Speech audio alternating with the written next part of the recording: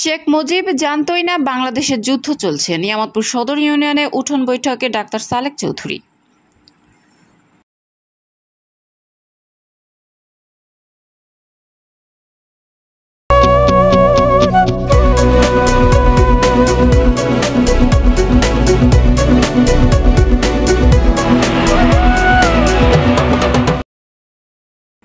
আসসালামু আলাইকুম। এডিপি বাংলার সংবাদে সবাইকে স্বাগত জানাচ্ছি। আমি সুমা আহমেদ। নিজস্ব প্রতিনিধি শেখ রুবেল আহমেদের পাঠানো তথ্যচিত্রে দেখুন বিস্তারিত। বাংলাদেশ জাতীয়তাবাদী দল বিএনপির ভারপ্রাপ্ত চেয়ারম্যান তারেক রহমান কর্তৃক ঘোষিত ৩১ দফা রাষ্ট্র কাঠামো মেরামত উপলক্ষে নিয়ামতপুর সদর ইউনিয়ন বিএনপি ও সহযোগী অঙ্গ সংগঠনের আয়োজনে ২৭ এপ্রিল রবিবার বিকেলে ইউনিয়নের সাংশৈল হাট মাঠে উঠান বৈঠক অনুষ্ঠিত হয়। এ সময় বিএনপি নেতা হাদিস আলীর সভাপতিত্বে ও সাবেক ছাত্রদল নেতা আবু সাইদ হীরার সঞ্চালনায় প্রধান অতিথি হিসেবে উপস্থিত ছিলেন নওগাঁ ১ আসনের সাবেক সংসদ সদস্য বীর মুক্তিযোদ্ধা ডক্টর মোহাম্মদ সালেক চৌধুরী। প্রধান বক্তা হিসেবে বক্তব্য রাখেন নিয়ামতপুর উপজেলা বিএনপির সাংগঠনিক সম্পাদক মোহাম্মদ শামীম রাজা চৌধুরী বাদশা।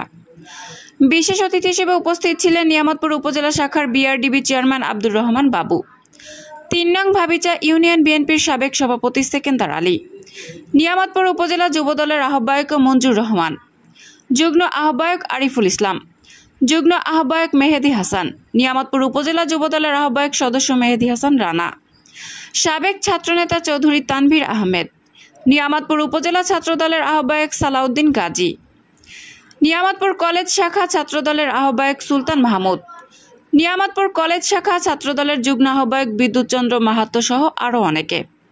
এ সময় বক্তারা বিএনপির ৩১ দফা তুলে ধরে নেতাকর্মীদের উদ্দেশ্যে দিক নির্দেশনামূলক বক্তব্য রাখেন। কিছুই নেই, আমরা সবাই জানি এবং বুঝি ডাক্তার সালেক চৌধুরী যেমন কোনো বিকল্প নাই। আমি মনে করি এই নিয়ামতপুর ইউনিয়নের ৪ নম্বর ইউনিয়নবাসী আপনারা সৌভাগ্যবান ব্যক্তি এবং ব্যক্তিত্বকে পেয়েছেন। নিয়ামতপুর ৮টা ইউনিয়নের মধ্যে সবচেয়ে ছোট ইউনিয়ন নিয়ামতপুর, কিন্তু এখানে আপনাদের সৌভাগ্য সর্বোপরি সর্বশ্রেষ্ঠ সবার ঊর্ধ্বে এই নিয়ামতপুরের কৃতি সন্তানদের জন্ম হয়েছে। তাই এই কৃতিত্ব ধরে রাখার দায়িত্ব বিশেষ করে আপনাদের ৪ নম্বর ইউনিয়নের সকলের দরকার এবং প্রয়োজন মনে করে আপনারা কাঁধে কাঁধ মিলে কাজ করবেন। আরো একটা জিনিস আমি লক্ষ্য করলাম, বেশিরভাগ অংশগ্রহণ করেছিল।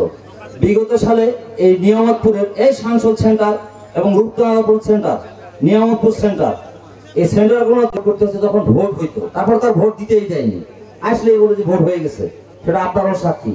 আমাদের এখানে স্থানীয় আওয়ামী লীগের সভাপতি ছিলেন, ওনার কাছে সাধারণ কিছু মানুষ গেছেন যে আমার জমিতে পানি দিচ্ছে না, বড় আশা নিয়ে গেছিল গরিব মানুষ বিএনপি করে, ওনারা আওয়ামী লীগ গেছিলেন। আমাদের লোকগুলো যে সুসংগঠিত আছে, ৪ নম্বরের কোন সরকার যেই তাণ্ডব লীলায় বেঁধেছিল তার কিছু দৃষ্টান্ত আপনাদের আমি উপস্থাপন করতে চাই। গত ২৬ তারিখে আমার দেশ পত্রিকায় একটি প্রতিবেদন প্রকাশিত হয়েছে, সেখানে উল্লেখ করা হয়েছে বিএনপি যুবদল ছাত্রদলের আমাদের নেতা কর্মীকে ক্রস ফায়ার এবং পিটিয়ে হত্যা করা হয়েছে ৪৭৭৭ জনকে। বিএনপির নেতা কর্মীর বিরুদ্ধে ১,৪৩,০০০ মামলা দেওয়া হয়েছে ভাইরা আমার। সেখানে ৬০ লক্ষ আসামি করা হয়েছে, যে আসামি আজকে আমাদের নিয়ামতপুর ইউনিয়ন বিএনপির শতাধিক আসামি এখানে বসে আছে। এই ফ্যাসিস্ট খুনি শেখ হাসিনা গণতন্ত্রকে নির্বাচনে পাঠিয়েছিলেন। এই বিগত ফ্যাসিস্ট সরকারেরা হটানোর জন্য, গণতন্ত্র ফিরিয়ে আনার জন্য অনেক ত্যাগ স্বীকার করতে হয়েছে, অনেক রক্ত দিতে হয়েছে, অনেক তাজা প্রাণ ঝরে গেছে। তারপরও এখনো গণতন্ত্রের পথ এখনো পরিষ্কার হয় নাই। তাই আগামী দিনে তারেক রহমানের ঘোষণা, বাংলাদেশে গণতন্ত্র পুনঃপ্রতিষ্ঠা করা হবে।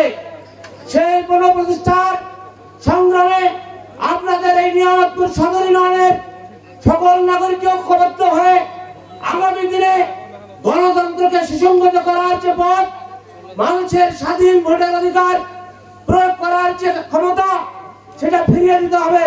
পরীক্ষিত দুর্নীতি মুক্ত নেতা, আপনারা 15 বছর সালেক চৌধুরী এমপি ছিলেন, আপনারা দেখেছেন ওনার চরিত্র, ওনার কথাবার্তা, ওনার কার্যক্রম। দুর্নীতি মুক্ত দেশ হইতে হলে সর্বপ্রথম কি করতে হয়?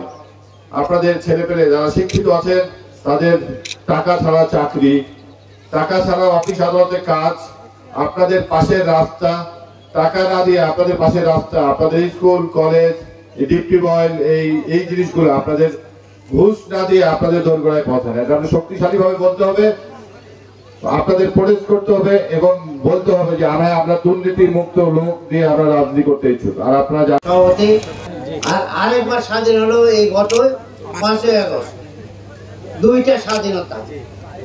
তার মানে আগে ছিল পাকিস্তান আমাদেরকে শোষণ করত, পাকিস্তানকে শোষণ করত। শেখ মুজিবুর ভোটে জিতে সে কিন্তু বাংলাদেশ চায়নি। সে 23 তারিখ পর্যন্ত ভোট এই একাদের সঙ্গে দেন দরবার করছে, তাকে যেন প্রধানমন্ত্রিত্ব দেওয়া হয়। তাকে প্রধানমন্ত্রী না দিয়ে তারা তাকে প্লেনে করে পশ্চিম পাকিস্তান নিয়ে চলে গেছে। সে জেলের মধ্যে ছিল 9 মাস। সে জানতো না এখানে যুদ্ধ হচ্ছে কিনা, কারণ সেই টিভি দেখানো হতো না যে যুদ্ধ চলতেছে এখানে, সে খবরও জানতো না। আর শেখ হাসিনা তার পরিবার তারা কোথায় থাকতো? শেখ পরিবারের পরিবার, তার 32 নম্বরের বাড়ি, সমস্ত তার ছেলে মেয়েরা, তার স্ত্রী সহ সবাই 32 নম্বর বাড়িতে থাকতো এবং পাকিস্তান আর্মি পাহারা থাকতো সবসময়।